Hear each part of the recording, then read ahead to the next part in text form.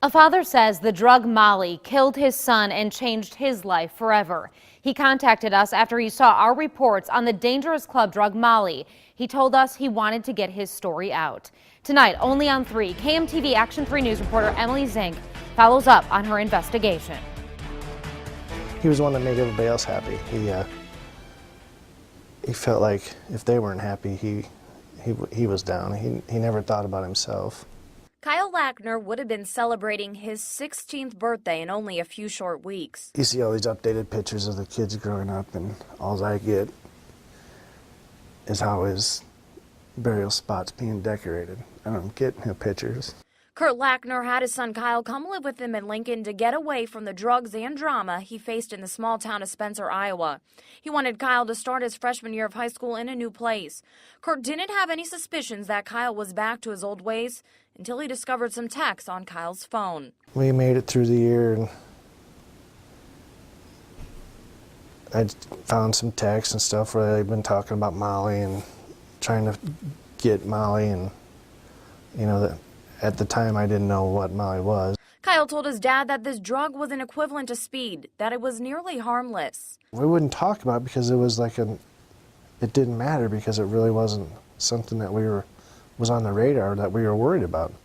At first, I thought it was just something that you could buy at a store. Kirk didn't realize that Molly was the culprit behind Kyle's anger issues and intense mood swings. He'd always said he'd never do any of the hard meth or coke, or I'm not stupid enough to do that stuff. That's what he would always say. On July 21st, 2013, 15-year-old Kyle Lackner was at a party in Spencer, Iowa. He thought he took Molly, but that one pill ended up being a deadly dose. Kyle came home from the party and began arguing with his mom, and the police were called. Kyle then locked himself in a room with his stepdad's gun. And all of a sudden, somebody else is on the line, and it was the cops. And he just said, Kurt, it ended badly. I know in my mind that he didn't think that gun had a bullet in it.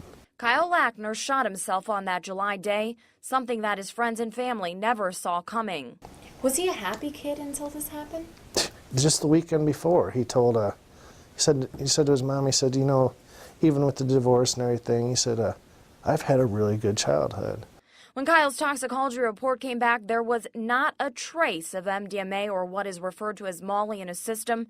Instead, there was more than a half dozen different drugs in the 15-year-old. Meth, cocaine, and opiates were all stuffed into that one capsule. On Kyle's death certificate, it reads, death by gunshot because of polysubstance abuse. I always told everybody that my kids are no angels. They're going to make mistakes. And that's how they learn. But he doesn't get a chance to come back and learn from this one. Kyle doesn't get a second chance, but his friends do. Many of Kyle's friends have learned from his death. Just the other day, a friend of Kyle's reached out to Kurt on Facebook. She'd quit using. Evidently, she used quite a bit. And all of her friends have decided to become, her and all of her friends have decided to become sober. Molly ruined the Lackner family's lives, and Kurt doesn't want that to happen to anyone else. If something good comes from it, it's awesome. I mean, I'd much rather have my son here, but if it helps any other parent not have to go through this nightmare, it's every day. I mean, I'm a disaster most days. Emily Zink, KMTV Action 3 News HD.